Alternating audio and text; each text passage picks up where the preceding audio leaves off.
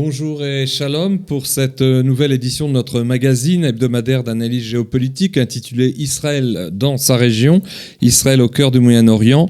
Nous avons choisi d'analyser la nouvelle situation stratégique et sécuritaire dans la région liée aux événements de ces 15 derniers jours. En effet, plusieurs développements récents sont en train d'attiser le chaudron proche-oriental, déjà en intense ébullition depuis quelques années.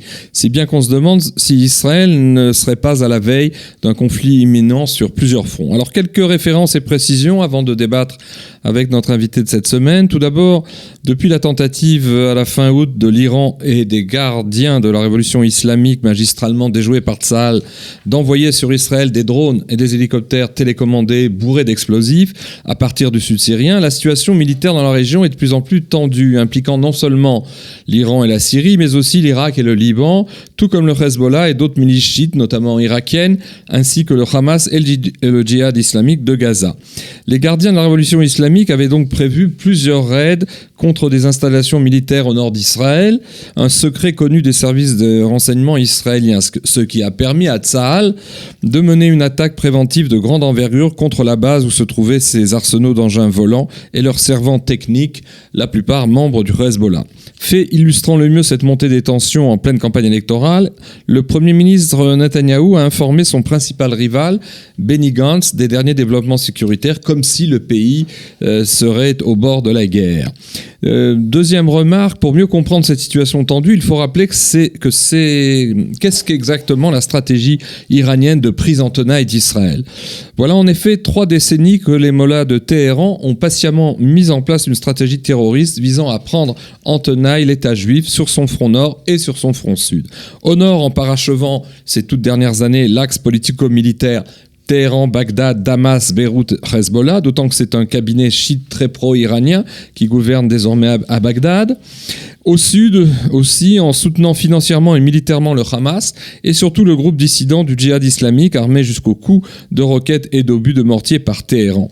Pas étonnant donc qu'après le raid mené dans la nuit du 24 août par Tsahal contre cette base aérienne des Iraniens, ce soit le djihad islamique qui ait tiré en riposte, comme il l'a dit, le lendemain, 3 roquettes sur le sud d'Israël et à nouveau le 27 août, 4 obus de mortier sur le Negev. Une stratégie qui s'inscrit dans les desseins plus vastes du régime iranien, consistant, pour traduire sur le terrain régional ses ambitions hégémoniques, à vouloir contrôler les flux maritimes dans le détroit d'Ormuz et aussi à déstabiliser l'Arabie Saoudite, capitale du sunnisme militant, et encore le Yémen, en y faisant agir les milices liées aux fortes minorités chiites de certaines zones de ces pays. De surcroît, 3e précision, l'Irak et le Liban sont à présent entrés dans la danse. Fidèle à sa stratégie de dissuasion et d'attaque préventive contre le dispositif militaire iranien situé sur tout son pourtour, Israël a mené ces derniers mois en Irak plusieurs raids de destruction des arsenaux et des bases abritant les QJ et les centres d'entraînement des milices chiites déployés de plus en plus massivement par l'Iran en Syrie, aux côtés de ses propres troupes et des bataillons d'élite du Hezbollah libanais. Comme Téhéran a aussi installé des rampes de lancement de ses missiles sur le territoire irakien, ces batteries pourraient sans doute être sous peu la cible des prochains raids de Tsahal dans ce pays qui a désormais ouvert un compte contre Israël. Même chose avec le Liban où le Hezbollah chiite, bras militaire de l'Iran au pays du Cèdre, tire les ficelles de la complexe scène politique de Beyrouth en faisant et défaisant les alliances parlementaires. Or, juste après le raid de Tsahal du 24 août en Syrie, 2 drones israéliens, juste après, c'est-à-dire quelques heures après, 2 drones israéliens ont détruit dans la banlieue chiite du sud de Beyrouth le centre de recherche où le Hezbollah terre à la fois certains de ses dirigeants et aussi ce laboratoire de mise au point de drones perfectionnés. Nasrallah, le numéro 1 du Hezbollah, et le président libanais Michel Aoun ont donc aussitôt accusé Israël d'avoir violé la souveraineté du pays du Cèdre en qualifiant ce raid de, je cite, véritable déclaration de guerre. Dernière précision, le résultat de tout ce tableau, c'est qu'Israël est à nouveau dans l'œil du cyclone qui risque de se déclencher dans la région. Alors que Tsahal a déjà effectué près d'1 millier de raids en 7 ans contre le déploiement militaire iranien près de la frontière nord, Israël n'avait donc pas d'autre choix que de prendre le risque d'une attaque préventive contre cette importante base des Iraniens en Syrie. Pas étonnant dans ces conditions qu'après une réunion d'urgence, le cabinet de sécurité israélien ait placé Tsahal en état d'alerte rouge au nord du pays, tout en faisant déployer de nouvelles batteries de dômes de fer, l'anti-roquette, le système anti-roquette, en Galilée, à Haïfa et tout au long du littoral méditerranéen. Alors, pour parler de tout cela avec nous dans le studio, Meir Masri. Bonjour Meir, vous êtes docteur en géopolitique, maître de conférences à l'Université hébraïque de Jérusalem et aussi un excellent spécialiste des conflits régionaux. Alors, j'ai une question générale qui tombe sous le sens après cette mise en situation. Pensez-vous que la région se trouve à nouveau au bord d'un conflit entre Israël face à l'Iran et ses supplétifs, mais aussi peut-être aussi face à l'Irak, la Syrie et le Liban? Alors, un conflit, oui, puisque nous sommes déjà en conflit depuis plusieurs années. Le bras de fer qui oppose Israël à un nombre d'organisations terroristes dans la région qui sont soutenues, financées, téléguidées par le régime iranien dure déjà depuis un certain temps. Je pense au Hezbollah, mais je pense également au Hamas, qui, bien qu'étant une organisation sunnite, affiliée idéologiquement au mouvement des frères musulmans, qui est donc anti-chiite, avec une littérature extrêmement hostile aux chiites, et pourtant c'est un mouvement qui est soutenu, financé, et par la République islamique d'Iran, malgré tout, malgré même le fait qu'il ait pris position contre le régime d'Assad et par conséquent contre la position iranienne en Syrie, puisque Frères musulmans est donc soutenant les rebelles Frères musulmans contre Assad, Frères musulmans en Syrie étant une composante de l'opposition à Bachar el-Assad. Donc le conflit existe. Maintenant, la question, est-ce que nous sommes à la veille d'une guerre, d'un conflit généralisé, d'une guerre ouverte entre Israël et l'Iran, ou entre une coalition dont Israël ferait partie contre l'Iran? Honnêtement, je ne le pense pas. Je ne le pense pas pour plusieurs raisons. La principale raison, c'est que je pense qu'aucun des acteurs protagonistes n'a intérêt à ce qu'il y ait une guerre généralisée, et celui qui a le moins intérêt à ce qu'il y ait une telle guerre, c'est l'Iran. Le régime iranien n'est aujourd'hui pas du tout préparé à une telle éventualité. Je pense que c'est une politique de dissuasion qu'il cherche à instaurer. Il cherche à prendre en otage ou à créer une situation dans laquelle il pourrait prendre en otage Israël en cas de confrontation avec les États-Unis par différents moyens. Et ce à quoi nous assistons aujourd'hui, à savoir la construction d'un système de missiles, où des missiles seraient implantés dans plusieurs des pays voisins ou proches d'Israël, et donc un moyen tactique pour faire du chantage et pour avoir une carte supplémentaire à jouer en cas d'attaque américaine contre le régime ou en cas de menace de sanctions supplémentaires. Et pourtant sont parus ces derniers jours, surtout après le raid dont on a parlé, le raid de la nuit du 24 août, des analyses très sérieuses montrant que le régime des mollahs de Téhéran, tout comme le Hezbollah au nord et le Hamas à sa manière au sud, se prépare aussi activement à une guerre contre Israël. Alors est-ce que ce conflit qui continue, comme vous dites, sur un mode plus ou moins mineur, ou est-ce que on parle là d'un risque de dérapage? Parce que il y a aussi d'autres analyses qui montrent que nous sommes entrés dans une ère où les conflits généralisés vont se faire de plus en plus rares, mais ces analyses optimistes n'excluent pas qu'il y ait des situations qui échappent au contrôle. Alors, l'un dans l'autre, est-ce que malgré tout, il ne s'agit pas seulement de harcèlement de la part de l'Iran et du Hezbollah? Est-ce qu'il n'y a pas en perspective quelque chose de plus vaste? Je repose ma question, mais parce que la logique, au plan rationnel, c'est ce que vous venez d'expliquer, mais on est dans une raison tumultueuse et bouillonnante, et les choses peuvent échapper au contrôle.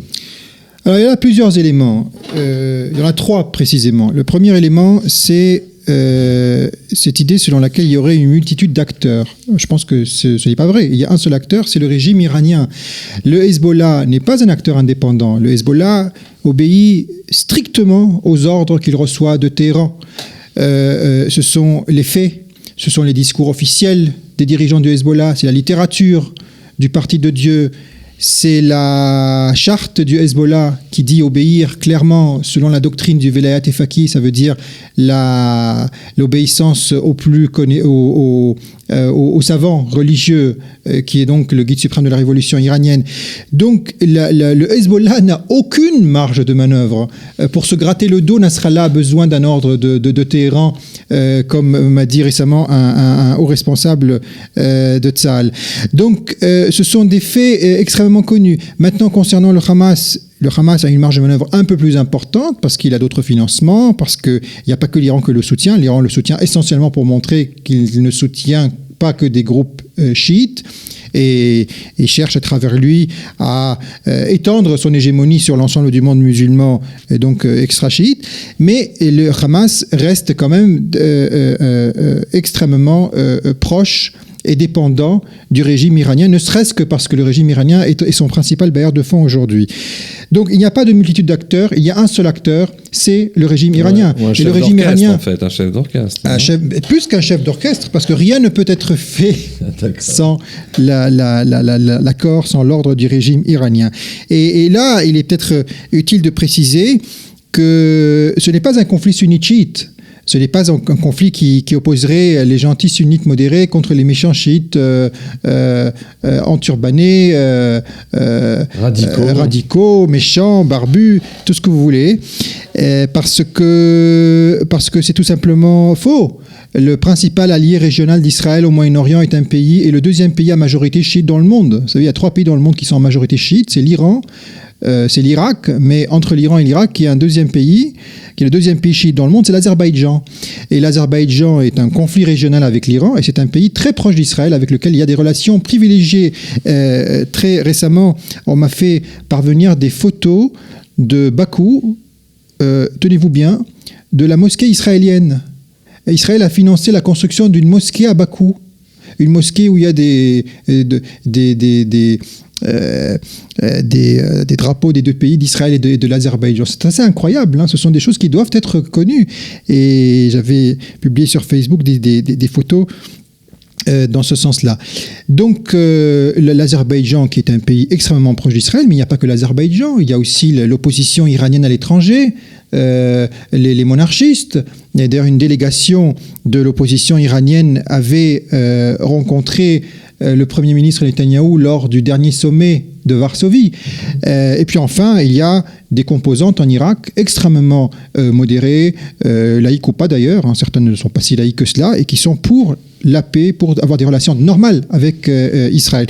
Et de l'autre côté, il y a des sunnites extrêmement radicaux, avec lesquels Israël n'a jamais eu de relations, et qui sont les ennemis les plus implacables d'Israël. Et je pense notamment à des groupes que l'on peut retrouver au Yémen ou auparavant au Soudan, en Algérie, les salafistes de Gaza. Exactement. Donc il n'y a pas de conflit sunnite-chiite, il y a un conflit qui oppose la communauté régionale, la communauté internationale et un régime voyou, un régime paria, qui est le régime iranien, qui défie ouvertement le droit international, qui ne reconnaît même pas la légitimité du Conseil de sécurité pour les compétences qui lui sont alors que c'est un État membre des Nations Unies, qui menace régulièrement, c'est presque un sport national en Iran, de rayer de la carte un pays membre des Nations Unies. Donc à partir de là, je pense que le conflit oppose le monde et les pays respectueux de des légalités nationales et du droit international, et un régime terroriste qui est hors la loi.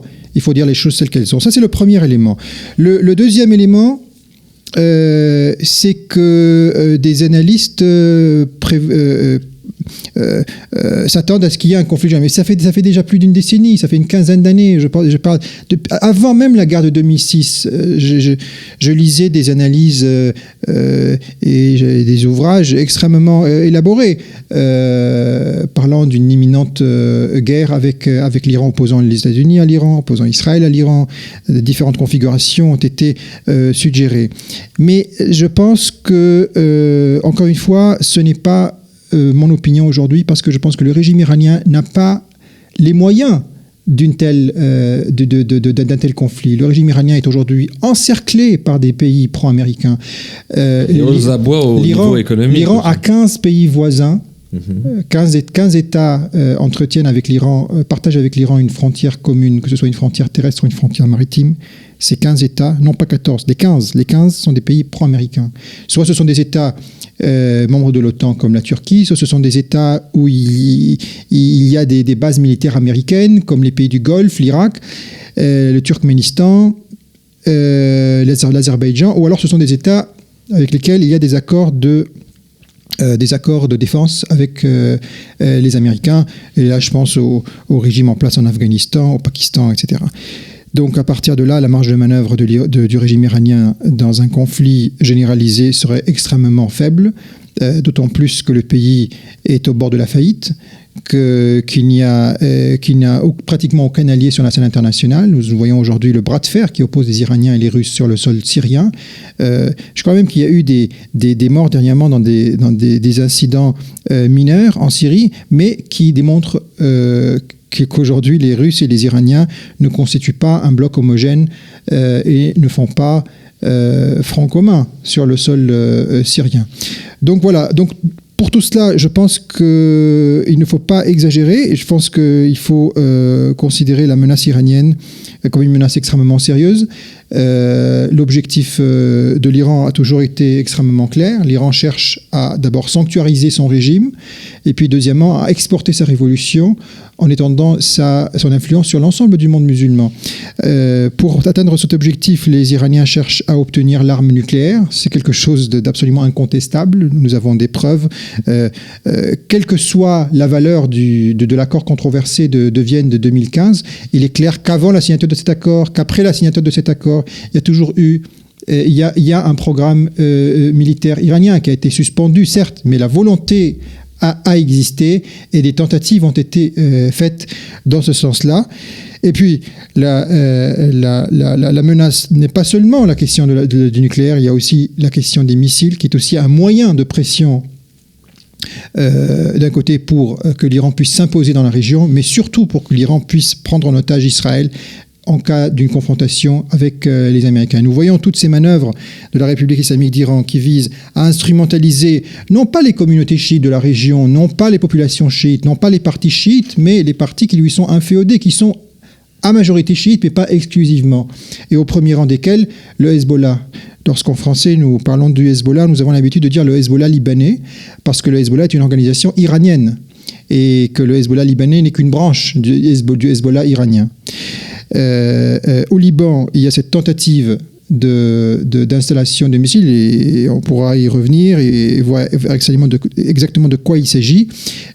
En Syrie, il y a eu des tentatives de la même nature qui ont été avortées l'une après l'autre par Israël. Et puis en Irak, dernièrement, et c'est une initiative nouvelle, il y a cette volonté de mettre en place des missiles pouvant atteindre le territoire israélien en coordination avec certaines unités du Hajj al-Sha'bi.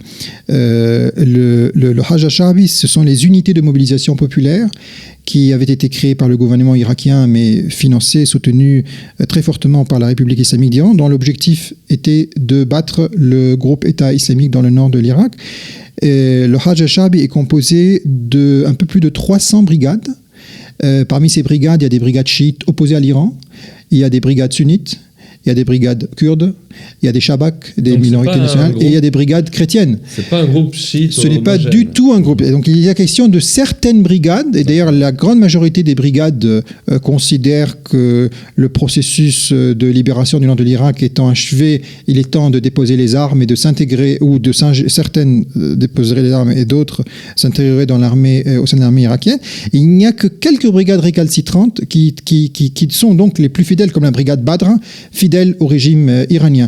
Et je voudrais aussi, ici c'est l'occasion de dire, parce que vous avez, dans la présentation vous avez parlé du régime irakien comme un régime pro-iranien, je veux dire que le régime irakien a connu de grandes transformations durant les 2 dernières années, et que l'actuel Premier ministre, l'actuel gouvernement irakien n'est justement pas considéré comme un gouvernement pro-iranien. Moins que le précédent, alors. Oui, beaucoup moins que le précédent. L'État irakien, d'abord, c'est un allié des États-Unis. Il y a une présence américaine en Irak. Rien n'est fait sans coordination avec les Américains, malgré effectivement les liens qui peuvent exister avec l'Iran. Il n'y en a aucune contradiction. Et l'actuel Premier ministre, alors premièrement, sa première visite après son élection a été à Riyad et non pas à Téhéran. Durant sa campagne, il n'a pas été soutenu par le régime iranien. Et puis, tenez-vous bien, l'Irak est l'un des rares pays de la région.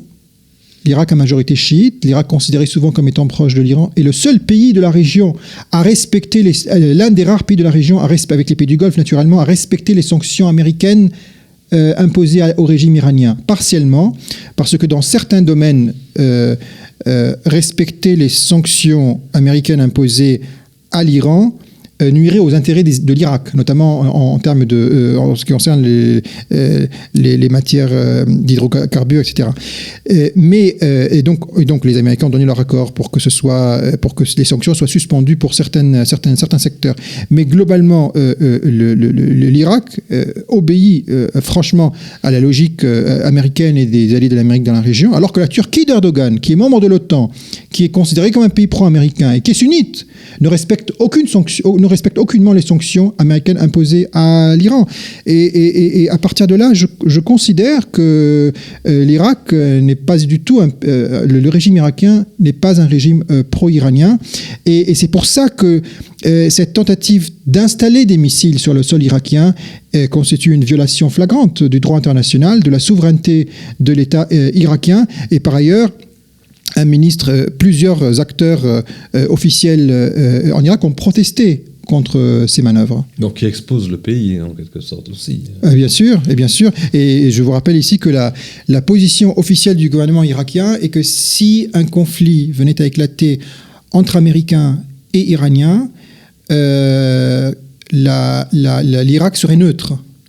Pas entre Américains et Iraniens. Je crois que l'expression qui avait été employée par le gouvernement irakien, c'était « c'est un conflit généralisé, opposer l'Iran à d'autres pays ». Et donc, ça sous-entend que ce serait aussi Israël. L'Irak resterait neutre. Et ça, c'est une position, je pense, extrêmement intéressante. Les Iraniens cherchent donc à travers quelques brigades faisant partie du Hajj al-Sha'b et des unités de mobilisation populaire qui échappent au contrôle du gouvernement irakien, donc sans l'accord du gouvernement irakien, sur le sol syrien, bien entendu le régime d'Assad lui étant acquis, et à travers le Hezbollah libanais, qui n'est pas tout le Liban, qui ne représente pas le Liban. Donc à travers ces trois acteurs-là, les Iraniens cherchent à installer des missiles. Pour ce qui concerne l'Irak et la Syrie, il est question de missiles balistiques, c'est-à-dire des missiles de longue portée. Pour ce qui concerne le Hezbollah, ce sont des missiles tout à fait normaux, en réalité, des missiles tout à fait de nature tout à fait banale. Il est juste question, en fait, d'installer un système de GPS sur les roquettes du Hezbollah. On considère que le Hezbollah aujourd'hui aurait 150 000 roquettes environ. Donc ce ne sont pas des missiles que les Iraniens envoient au Hezbollah, c'est un système de GPS qui vient s'ajouter aux roquettes du Hezbollah. Et Israël a avorté cette tentative. Donc jusqu'à présent, je pense que les tentatives iraniennes, globalement, sont en échec.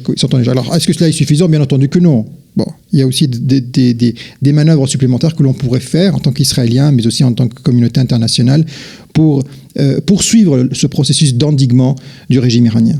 Alors, côté israélien, justement, d'après le général de réserve Amos Yedlin, qui fut chef des renseignements de Tsahal, il y aurait qui est à la tête de l'INSS. Oui, c'est ça. Il y aurait 3 raisons pour lesquelles le gouvernement israélien aurait pris le risque de cette attaque préventive contre la base de drones iraniens en Syrie le 24 août.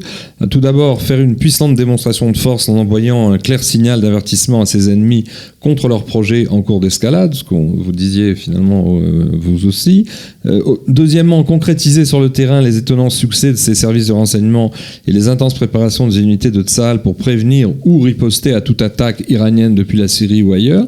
Et puis troisièmement, de manière plus subtile, au plan à la fois régional et intérieur, administrer la preuve donc à ces 2 niveaux que c'est surtout le danger iranien et de ses milices supplétives qui constituent la première menace existentielle contre l'État juif, laquelle serait prioritaire sur tous les autres enjeux stratégiques du Moyen-Orient, bien plus que l'agitation terroriste dans la bande de Gaza et le regain d'attaques auxquelles on a assisté ces dernières semaines, attaques palestiniennes, même meurtrières en Judée-Samarie. Est-ce que vous partagez totalement ou partiellement cette analyse de Yedlin ?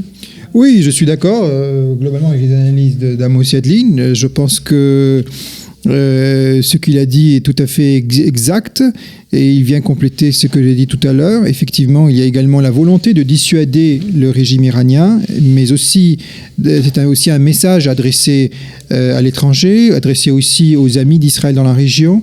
Je pense que prouver qu'Israël est absolument déterminé à empêcher l'Iran d'armer des milices alliées au Moyen-Orient ou d'installer un système de missiles dans la région est un message extrêmement important pour l'Arabie Saoudite, pour les Émirats Arabes Unis et même pour d'autres États du Moyen-Orient avec lesquels nous n'avons pas de relations, mais qui comptent beaucoup sur la fermeté d'Israël dans ce domaine.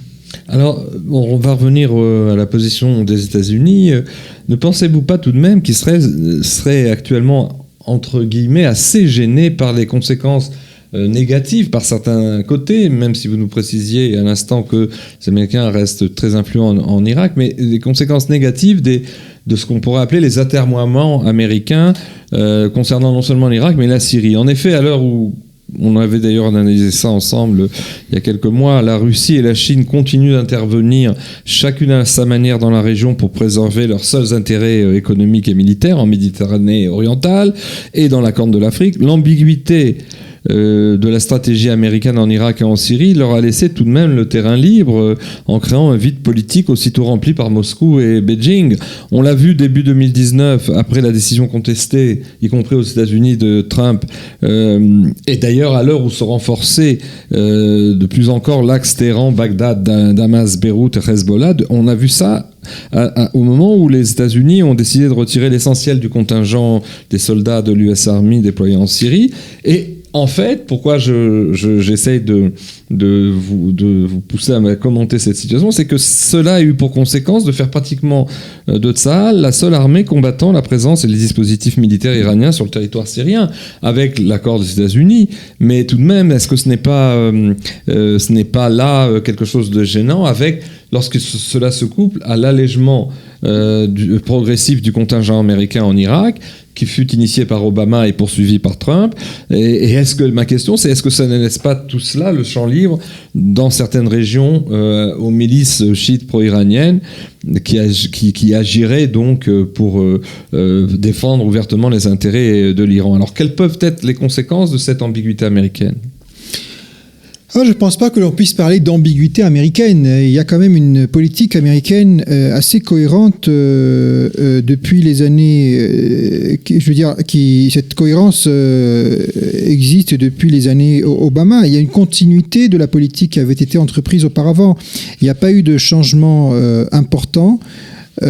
Sous l'administration Trump, même si le ton est différent, même si la façon de faire n'est pas exactement la même.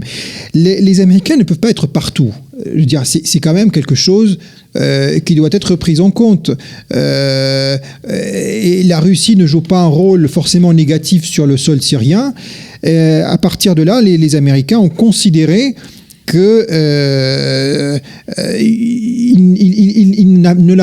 leur appartenait pas exclusivement d'être présent sur le sol syrien. Alors, je voudrais revenir à l'épisode Obama parce que c'est important. Je pense que là, effectivement, il y a eu une décision controversée. La décision de ne pas intervenir en Syrie, alors que la fameuse ligne rouge avait été franchie, à savoir l'usage d'armes non conventionnelles, en l'occurrence chimiques, par le régime d'Assad, ce qui avait été démontré, entre autres par les renseignements français. Et après avoir donc s'être engagé à intervenir militairement en Syrie et ne pas le faire, je pense qu'il y a là quelque chose d'assez problématique pour deux raisons. La première raison, c'est que c'était un message négatif adressé aux alliés des États-Unis dans la région qui contraste avec les promesses tenues par la Russie. Lorsque la Russie promet, et on peut compter sur elle. Lorsque la Russie décide de protéger un allié, cet allié est protégé jusqu'au bout, et nous l'avons vu, et l'illustration la plus flagrante étant le sauvetage de Bachar el-Assad. Donc, le premier, c'est en termes de dissuasion. Je pense que ça a été une décision négative en termes de dissuasion pour la position américaine dans la région.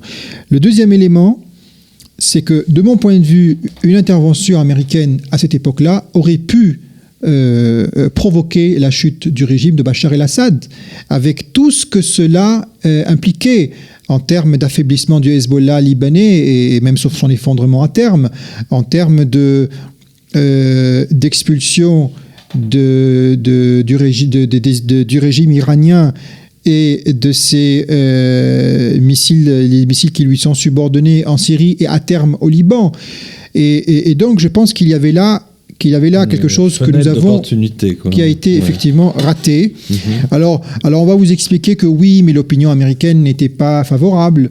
Obama s'était engagé à intervenir uniquement avec l'aide de partenaires occidentaux et David Cameron n'a pas réussi à obtenir la majorité au sein du Parlement britannique, même si la France du président François Hollande a été toujours partante et que les Américains auraient très bien pu intervenir sans les Britanniques dans un cadre tout à fait multilatéral. Un vote avait été fait au Congrès américain. Je crois que c'était un vote consultatif parce que le président américain, contrairement à la situation juridique en Grande-Bretagne, les Américains peuvent intervenir sans l'accord du Congrès s'il s'agit d'une intervention d'une durée limitée, c'est-à-dire qui ne dépasse pas les 60 jours, mais qui peut être aussi reconduite dans certaines conditions, toujours sans l'accord du Congrès. Mais il y avait quand même une hostilité. Et il n'y avait pas une franche majorité en faveur d'une intervention en Syrie, ce qui a dissuadé Barack Obama d'intervenir finalement en Syrie. Et on peut considérer que c'était une erreur, effectivement. Maintenant, à partir de là, effectivement, la Russie a intensifié sa présence, qui était déjà présente, mais a intensifié sa présence et puis qui s'est engagée clairement et formellement, militairement aux côtés de Bachar el-Assad. Les Américains sont restés présents. Maintenant, est-ce qu'on peut considérer qu'il y a eu des retraits américains de Syrie ? Non, il y a eu une non-intervention à un moment où une intervention américaine aurait très bien pu changer la donne de façon, je pense, positive. Néanmoins, il n'y a pas eu tellement de retraits américains par la suite, parce que les fameux 2000 éléments, qui n'étaient pas tous des soldats d'ailleurs, qui avaient été retirés, ou plutôt rapatriés en Jordanie par Donald Trump avaient déjà exécuté leur mission. Leur mission, faisait un travail essentiellement de coordination entre forces aériennes et forces présentes sur le sol syrien dans l'objectif d'écraser le groupe État islamique, ce qui a été fait. Et à la fin de la mission, il y a eu donc retrait de ces 2000 éléments. Ce retrait n'est pas du tout irréversible puisque le terrain est toujours sous contrôle des alliés des États-Unis aujourd'hui. Donc je ne pense pas que l'on puisse vraiment parler de retrait américain. Mais effectivement, le seul élément controversé de mon point de vue, c'est cette décision de Barack Obama de ne pas intervenir malgré les promesses de l'Amérique dans ce sens-là, et alors qu'il y avait là une opportunité inédite pour mettre un terme franchement à la présence iranienne en Syrie et provoquer la chute du régime d'Assad et à terme un effondrement du Hezbollah au Liban. Alors on savait déjà avec quelle insistance l'Union européenne pour sa part a tenté ces derniers mois de trouver toute une série de subterfuges juridiques et financiers pour venir en aide au régime des mollahs iraniens avec lequel les pays du vieux continent tiennent tellement à commercer, et ce en fermant les yeux sur les préparatifs nucléaires et balistiques iraniens, ainsi que sur les multiples violations des droits de l'homme dans ce pays despotique. C'est que l'Iran pâtit de plus en plus, vous l'aviez rappelé à l'instant, gravement, des dures sanctions américaines imposées par l'administration Trump, depuis que les USA se sont retirés en mai 2018, et voilà un peu plus d'un an, du fameux accord de Vienne de juillet 2015 sur le programme nucléaire iranien. Or, à la fin août, je parle de cette année, on a assisté il y a quelques jours, lors du sommet des pays du G7 organisé à Biarritz, au summum de ces manœuvres, cette fois piloté de main de maître et en un douteux coup de poker par le président français Emmanuel Macron en personne. Ainsi, après que Macron, qui avait provoqué un véritable coup de théâtre en invitant à Biarritz le chef de la diplomatie iranienne Javad Zarif, Macron a exprimé l'espoir d'une prochaine rencontre entre Trump et son homologue iranien, Hassan Rouhani. Il s'avère qu'ensuite, le chef de la Maison-Blanche, donc Trump, a carrément déclaré, à la surprise générale, qu'il rencontrerait volontiers Rouhani, et je cite, « n'importe où et dans le cas où il existerait de bonnes chances de résoudre l'impasse du nucléaire ». Fin de citation. Alors j'ai une double question. N'estimez-vous pas que ces ouvertures, entre guillemets, de l'Europe et de la France vis-à-vis de l'Iran compliquent singulièrement les choses pour Israël ? Et justement, la question complémentaire, c'est pourquoi ce développement inquiète-t-il tant Jérusalem ? Pourquoi ce développement inquiète-t-il tant Jérusalem ces derniers jours ? Alors, tout d'abord, l'objectif des Américains comme des Européens, parce que la position est extrêmement proche, je veux dire, la différence concerne est une différence d'approche et non pas de fond. Sur le fond, il y a une volonté occidentale d'empêcher l'Iran de se doter d'une arme nucléaire et d'endiguer l'hégémonie iranienne dans la région moyen-orientale. Ça a été rappelé au G7 d'ailleurs. Oui, ça a été rappelé. Mais dès le départ, cette proximité est là. Et puis, franchement, comparer les pays européens aux États-Unis, ce serait quand même pas très réaliste quand on sait la proportion du dispositif américain au sein de l'OTAN. Donc ça c'est une chose. Et donc il y a eu aucun bras de fer entre Américains et Européens au sujet de la question iranienne, comme cela avait été dit par certains observateurs, certains journalistes. Enfin, les Européens ont voulu tout de même contourner les sanctions, ou tout du moins aider les Iraniens face aux sanctions. Alors, bon, tout d'abord, les Européens, il y a deux choses. Il y a l'Union européenne et puis il y a les trois pays concernés par l'accord de Vienne. L'Union européenne, globalement, est plutôt... je veux dire, il est beaucoup plus proche de Washington que de Bruxelles, c'est un fait, et notamment les pays d'Europe centrale et orientale. Pour ce qui concerne les trois États concernés par l'accord de Vienne, à savoir le Royaume-Uni, la France et l'Allemagne, et il y a eu une volonté de poursuivre, de rester dans l'accord tout en essayant de négocier sur les autres dossiers. L'approche américaine était différente. Elle a consisté à vouloir sortir de l'accord pour faire pression sur les Iraniens et pour revenir à la table des négociations et négocier donc de l'ensemble des questions qui inquiètent la communauté internationale, c'est-à-dire le volet nucléaire, qui est un volet extrêmement important et sérieux, mais il y a aussi le volet des missiles balistiques, des missiles tout court, et puis troisièmement, la question de l'hégémonie, de l'expansion de l'hégémonie iranienne dans la région. Donc ce sont ces trois questions qui interpellent la communauté internationale, et là, c'est là un intérêt commun que partage l'Occident avec plusieurs pays du Moyen-Orient, au premier rang desquels Israël, mais pas que Israël, il y a aussi d'autres pays, l'Arabie Saoudite et la grande partie des pays du Golfe. Donc, de ce point de vue-là, l'idée, c'est de revenir à la table des négociations pour négocier un accord global avec les Iraniens, en vertu duquel le régime iranien serait fortement endigué. Maintenant, est-ce que cela est suffisant pour Israël ? Israël est dans son rôle. Israël n'a pas de relation avec l'Iran. Israël se bat contre des organisations terroristes qui sont téléguidées par le régime iranien. Le régime iranien cherche régulièrement à provoquer Israël, verbalement ou par des manœuvres tactiques. Mais globalement, je pense qu'Israël n'a rien fait pour gêner la politique globale occidentale visant à renégocier l'accord avec les Iraniens. Je pense qu'Israël est dans une position plutôt attentiste et observe avec beaucoup d'intérêt ce qui se déroule en Occident, sans chercher forcément à torpiller ce qui se passe. Mais tout de même, on a bien senti par la réaction de certains ministres, bien pas celle du Premier ministre qui n'a pas été officielle, mais que la perspective d'une éventuelle rencontre entre Rouhani et Trump ne plaisait pas beaucoup au gouvernement israélien pour deux raisons. Une raison de conjoncture qui est liée à ce tableau que nous avons fait de la situation sécuritaire, à savoir que dans cette conjoncture où Téhéran se montre plus agressif contre Israël en préparant des raids dont on vient de parler depuis la Syrie. C'était pas le moment le meilleur pour Israël qu'une telle rencontre ait lieu. Et puis deuxièmement, plus au fond, c'est parce que Israël n'aurait aucun intérêt à l'ouverture d'une négociation directe entre les États-Unis et l'Iran, essentiellement parce que le gouvernement israélien ne pourra guère influencer Trump sur un dossier aussi délicat. C'est-à-dire que la situation n'est plus exactement entre nos mains au niveau diplomatique, si une telle rencontre devait avoir lieu. Honnêtement, je ne suis pas tout à fait d'accord. Alors ça tombe bien. Après, n'oublions pas que nous sommes... C'est pour ça que je vous ai fait venir. Nous sommes à la veille d'une élection importante. Il est normal que des ministres du Likoud s'expriment en ces termes. Mais globalement, je pense que les Américains comprennent parfaitement les inquiétudes d'Israël, les intérêts d'Israël, et que cela est pris en compte.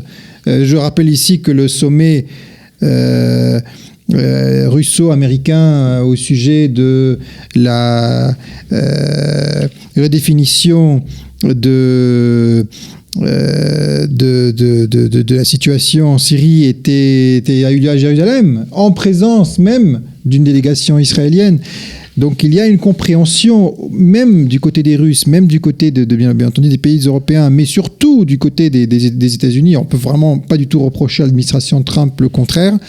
Il y a une prise en compte des intérêts d'Israël, et je pense qu'il n'y a pas d'autre alternative en réalité, et cela n'empêchera pas Israël d'avoir toujours sa liberté d'action, qui est garantie par la communauté internationale, qui est garantie également par la Russie, puisqu'une coordination de très haut niveau a lieu en Syrie lorsque l'aviation israélienne intervient.